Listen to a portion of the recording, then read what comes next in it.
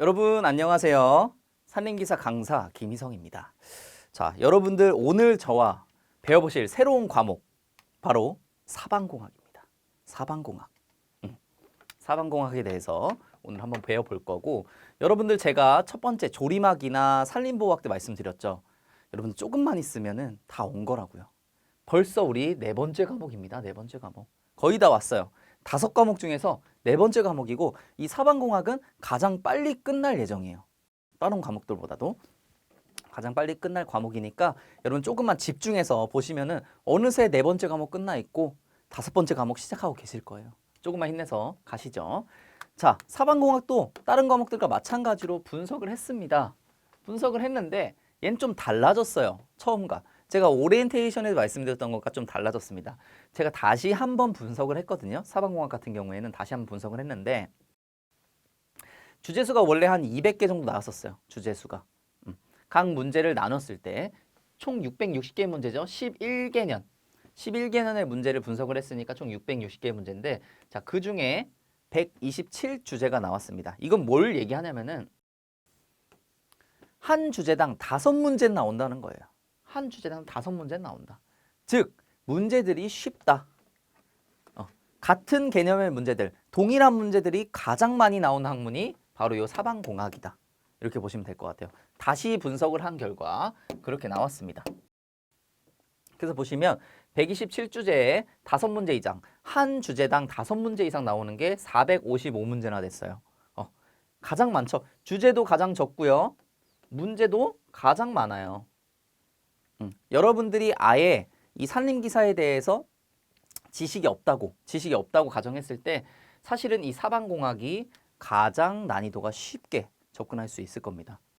제가 이 조림학이나 산림보호학 앞에 넣은 이유는 제 주관적으로 제가 조림학이나 산림보호학에 정말 기초적인 지식은 있었으므로 이렇게 나열을 한 것이고, 여러분들이 실질적으로 공부를 하실 때 가장 쉽게 접근할 수 있는 거 바로 요 사방공학일 수 있다는 거예요. 그러니까 여러분 사방공학 절대 어렵게 생각하지 마시고 진짜 인도공학보다는 훨씬 쉬워요. 인도공학보다 훨씬 쉬우니까 여러분들 사방공학, 이 사방이란 말 자체를 여러분들이 잘 모를 수 있기 때문에, 당연히 모를 수 있습니다. 누구나 모를 수 있어요. 그렇기 때문에 이걸 어렵게 생각할 수 있는데 굉장히 쉬운 학문이다. 이렇게 보시면 될 것 같아요. 자, 그러면은 이 사방공학이란 뭘까요? 오리엔테이션에서는 이것에 대해서 언급하지 않았습니다. 왜냐하면은 사방공학에서 따로 말씀을 드리려고요. 자, 보시면 사방공학의 어원이 뭐냐? 이 토사일루 방지라는 말입니다. 참 이거 말 독특한 말이죠. 굉장히 독특한 말인데, 자, 이거를 하나하나 우리가 한자를 한번 직역을 해볼게요. 한자를 한번 직역을 해보면은 이 토사일루 방지에서 사방이란 말이 나온 겁니다. 자, 보시면 이 토사 우리가 잘 알고 있는 흙 토사, 방지, 뭔가 막는 거, 예방하는 거, 방지하는 거 뭔지 아시죠? 예방한다, 방지한다. 자, 토사를 어떻게 되지 않도록 방지한다. 토사가 어떻게 되지 않도록 방지한다. 요 얘기가 토사 일루 방지인데, 이 일자가 뭐냐면은 한자를 보시면은 이게 넘칠 일자예요. 그리고 루자를 보시면은 이게 셀 루자입니다. 셀 누자. 우리가 누라고도 불러요. 그래서 누수라는 말 잘 아시죠? 물이 새는 거, 뭐 옥상에서 누수가 발생했습니다. 창문에서 누수가 발생했습니다. 이러잖아요. 그쵸? 누수, 물이 새는 거잖아요. 그쵸? 즉, 토사가 넘치고 새는 것을 방지하는 것. 토사가 넘치고 막 새는 거, 요것을 방지하는 게 바로 뭐냐? 사방이다. 여기서 단지 정말 1차원적으로 요거 2개만 따온 거예요. 토사 일루 방지에서. 그러니까 사방이라는 말 자체의 의미가 있는 게 아니고요. 토사 일루 방지를 축약한 단어라고 보시면 돼요. 이 사방이라는 말이. 토사가 넘치고 새는 것을 방지하는 것. 이게 뭐다? 사방이다. 그래서 토사 일루 방지에서 사자랑 방자를 따로 꺼내가지고 나온 게 바로 요 지금 우리가 배우는 요 사방이다. 그럼 토사가 넘치고 토사가 샌다는 것은 우리가 뭐라고 볼 수 있냐면은, 즉 침식이라고 보시면 되고 붕괴라고 보시면 됩니다. 토사가 침식되는 거 뭐죠? 깎여나가는 거. 토사가 깎여나가는 것과 토사의 붕괴는 뭐죠? 무너지는 거. 토사가 깎여나가고 무너지는 것을 방지하는 것, 그게 바로 사방이다. 뭔 말씀 하셨죠? 사방은 다시 한번 토사가 깎여나가거나 토사가 무너지는 것을 방지하는 것이 우리가 사방이라고 말하는 겁니다. 그 침식은 뭐 깎여나가는 건데 침식 파트가 지금 전체 5과목 중에서 가장 문제가 많아요. 50몇 개 되거든요. 네, 거기서 자세히 다룰 거기 때문에 일단 넘어가겠습니다. 자, 우리가 사방에 대해서는 배웠어요. 토사 일루 방지, 토사가 넘치거나 새는 것을 방지하는 것이 사방이라고 했습니다. 그러면 사방공학은 간단해요. 토사가 넘치거나 새지 않도록, 토사가 넘치거나 새지 않도록 하는 기술들, 이론들을 다루는 학문입니다. 자, 한번 읽어보면 토사의 침식으로 인한 재해를 방지하기 위해 필요한 기술과 이론을 다루는 학문, 요게 바로 우리가 지금 배우는 사방공학입니다. 토사가 넘치거나 새는 것, 토사의 침식과 토사의 붕괴로 인한 그 재해를 방지하기 위한 학문, 그게 바로 사방공학이라는 거예요. 그 사방이란 말을 처음 들어보신 분이 더 많으실 겁니다. 지금 이 강의를 들으시는 분들은. 그렇기 때문에 우리가 이 정의를 확실하게 하고 가면 되는 겁니다. 즉 우리가 임도공학 같은 경우에는 임도는 산을 깎아서 만듭니다. 산을 깎고 산에 인공 비탈면을 만들어서 임도를 만든단 말이에요. 즉 임도는 어떻게 보면은 개발행위라고 볼 수 있어요. 개발행위. 임도공학은 개발행위라고 볼 수 있는데요. 자, 사방공학은 뭐냐면은 사방공학은 개발하기보다는 보존하고 보호하는 것에 가깝습니다.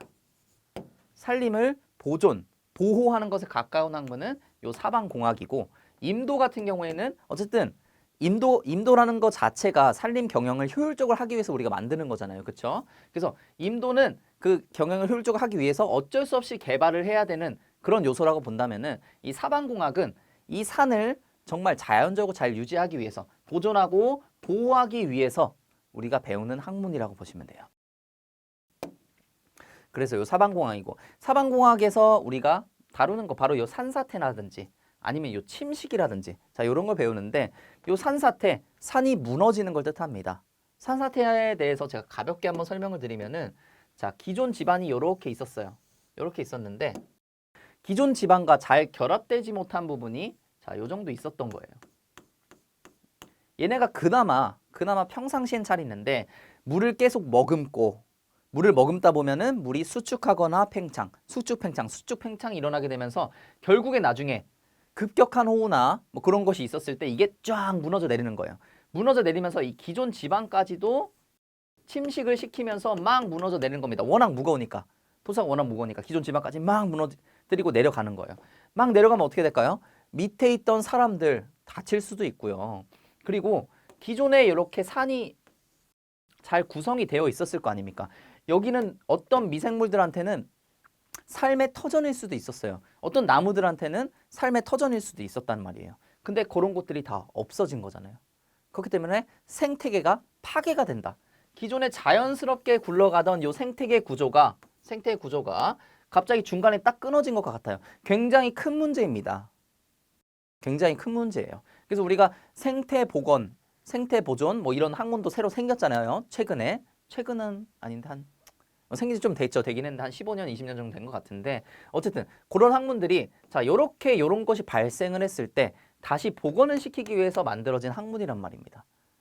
그 정도로 복원한다는 것은 학문이 새로 만들어질 정도로 굉장히 어려운 거예요. 우리가 이 생태계는 정확하게 알 수가 없습니다. 너무나 다양하고 너무나 복잡한 요인들로 굴러가기 때문에. 그래서 이런 산사태, 어쨌든 간에 이런 산사태를 우리는 최대한 나지 않도록 방지를 해야 되겠죠. 그리고 산사태가 또 위험한 점이 뭐냐면은, 우리가 요즘에는 그런지 잘 모르겠는데 뭐 나는 자연인이다 이런 거 보면은 사람들이 산에 막 살고 그러잖아요. 지금도 산에 사시는 분 많아요. 어디에 사시냐면은 여기 계곡에 물이 이렇게 흐르겠죠. 계곡에 물이 흐르고 이 주변에서 마을을 이루고 사신다고요. 이 주변에서 물을 쉽게 구할 수 있는 이 계곡 주변에 마을을 이루고 사는데, 자, 만약에 산사태는 여기서 이렇게 깎여 내려간단 말이에요. 여기서 이렇게 깎여 내려간단 말이에요. 이 마을에 엄청난 큰 피해를, 인명 피해를 줄 수도 있는 게 바로 이 산사태라는 거죠. 굉장히 굉장히 위험한 그런 거고요. 자, 그 다음엔 침식입니다. 침식. 침식은 토양이 다양한 요인들에 의해서 깎여 나가는 거. 그게 바로 이 토양 침식인데, 깎여 나가는 건데, 지금 이 사진 한번 볼까요? 이 사진 보시면 요렇게 줄이가 있죠, 줄. 줄이가. 이 줄이 왜 갔을까요? 이 줄이 왜 갔을까요? 물 때문에 갔겠죠, 물. 이 줄들은 여기 물이 흐름으로써 갔을 겁니다. 지금 우리 눈에는 이 정도면 그래도 침식 괜찮지 않아? 라고 할 수 있지만 이게 시간이 점점점 쌓이다 보면은 지금 요 구간뿐만 아니고 산이 전체적으로 침식되는 그런 경우가 생긴다고요. 시간을 두고 봤을 때 산이 전체적으로 침식되고 있는 그런 경향이 생길 수 있습니다. 그렇기 때문에 이런 것도 침식도 굉장히 중요합니다. 어떻게 보면은 큰 침식이 요거라고 보면 되는 거예요. 요건 작은 침식, 요거는 큰 침식 이렇게 보셔도 무리는 없습니다. 자, 그럼 우리가 사방공학에 대해서는 요 정도까지 제가 말씀을 드리겠습니다. 토사 일루 방지, 토사가 넘치거나 새는 것을 방지하는 거, 그리고 그 방지하는 기술이나 이론에 대해서 배우는 학문이 바로 이 사방공학이다. 자연을 지키고 보존하는 학문이 바로 이 사방공학이다. 이렇게 보시는 거예요. 여러분들 지금부터는. 자, 그러면은 사방공학, 우리가 사방사업이라고도 하거든요. 이 사방사업의 구분, 사방사업은 어떻게 나뉘어지는가? 이게 문제로도 나왔습니다. 제가 문제로 안 나왔어도 여러분들께 설명을 드리려고 했었는데 문제로 나왔기 때문에 문제와 같이 결부시켜서 여러분들께 말씀드리도록 할게요. 자, 사방사업법에 따른 사방사업의 구분입니다. 이건 법적으로 정해져 있는 겁니다. 총 3가지. 산지, 해안. 그러니까 산에서 일어나는 사방사업. 산에서 이 토사에 넘치고 새는 것, 토사의 침식과 붕괴를 방지하는 사업, 산지사방사업이고, 해안에서 토사의 붕괴와 침식을 방지하기 위한 거, 해안사방사업. 마지막으로 야계사방사업인데, 야계란 뭐냐면은 제가 아까 하나 말씀드렸었죠. 이렇게 능선이 이렇게 있고 계곡이 이렇게 있잖아요. 계곡에 흐르는 이 시냇물, 계곡에 흐르는 물, 요게 바로 야계입니다. 야계. 그리고 우리는 계간이라고도 해요. 계간. 네, 어쨌든 야계 사방 사업인데 이렇게 흐르는 요 물, 요거를 우리는 야계라고 합니다. 산에서 흐르는 물, 요 야계인데 산에서 물이 흐르다 보면은 물이 어떻게 돼요? 자연스럽게 침식을 하죠. 물이 자연스럽게 침식을 하게 돼요. 깎여 나가면서 간단 말이에요. 토양을 깎아 나가면서 이 물이 나간다고요. 그렇기 때문에 그것을 방지하기 위한 사방 사업을 진행한다는 거죠. 그래서 한번 읽어보면 산지사방사업은 산지에서의 사방사업이어서 뭐 산사태라든지 또는 이 산지 복원 관련해서 다루는 게 바로 산지사방사업이고요. 자, 해안에서 우리 그 모래사장 같은 데 가시면은 물이 파도가 이렇게 썼다가 다시 들어오고 쳤다가 들어오고 이러면서 어떻게 돼요? 점점점 깎여 나가는 거예요. 바닷가는. 점점 파도가 들이치고 나가고 하면서 점점점 깎여 나가는 겁니다. 자, 그런 것을 방지하기 위한 해안 사방 사업입니다. 해안에서 연접한 지방에서의 사방 사업인 거고. 자, 그 다음에는 야계 사방 사업. 제가 아까 말씀드렸죠. 계곡. 산에서 흐르는 산에서 물이 흐르는데 그 물이 흐르는 것도 거시적으로 본다면은 넓게 뒤에서 우리가 본다면은 저것도 나중에 되면은 산이 침식을 하게 될 수 있는 요소구나. 이렇게 보는 거예요. 그래서 그것을 방지하기 위해서 산지 계곡이나 산지에 연결된 하천에서의 사방 사업을 이야기하는 겁니다. 이렇게 3가지밖에 없어요.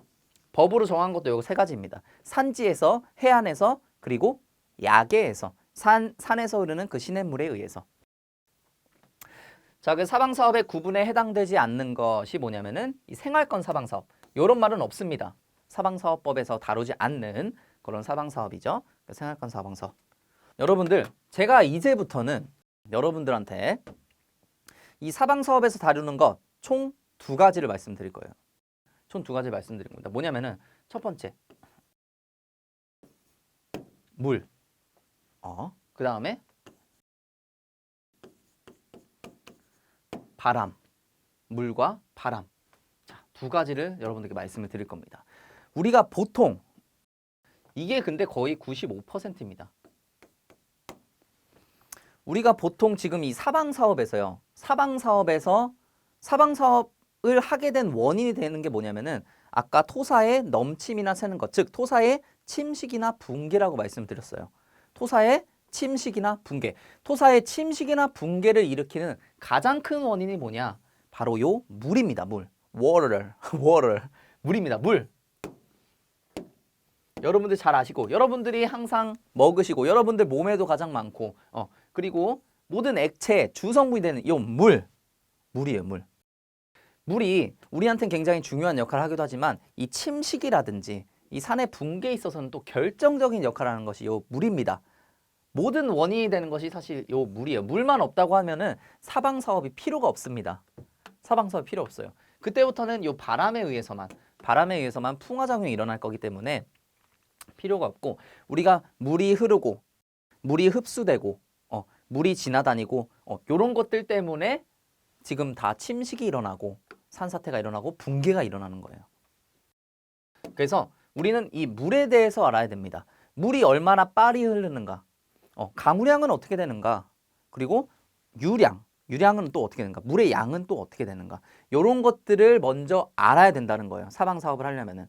그러니까 우리가 물에 대한 데이터를 알고 있어야지 사방 사업을 할 때 어떠한 그 데이터를 이용해서 사방 사업을 할 수가 있다는 겁니다. 그래 돼서 지금부터는 물에 대해서 배울 거예요. 첫 번째, 이 사방 사업에서는 이 물이 가장 중요한 키워드이기 때문에 우리는 물에 대해서 배울 겁니다. 자, 첫 번째 산림의 물수지라는 개념이에요. 물수지. 물수지가 뭐냐면은 물의 순환. 우리가 비가 떨어집니다. 산이 이렇게 있으면요. 산에 비가 뚝뚝뚝뚝 떨어집니다. 지금 이 비가 어떻게 되겠죠? 이 비가 물의 전체 양이라고 보시면 돼요. 물의 전체 양입니다. 이 비가 떨어져서 어떤 것들은 이렇게 지표수가 되어 흐릅니다. 이 산에 흡수되지 못한 녀석들은 지표 유출수로 돼서 흘러요. 그리고 산에 이렇게 흡수된 애들은 어떤 애들은 우리가 잘 알고 있는 지하수 있죠. 지하수위. 지하수가 있는 높이를 지하수위라고 하거든요. 지하수위까지 가서 지하수가 되든 아니면은 여기에 있던 나무들, 이 나무들에서 흡수가 돼서 나무들의 흡수가 돼서 나무의 영양분이 되든 또는 바로 증발을 하는 경우도 있어요. 바로 증발하는 경우도 있거든요.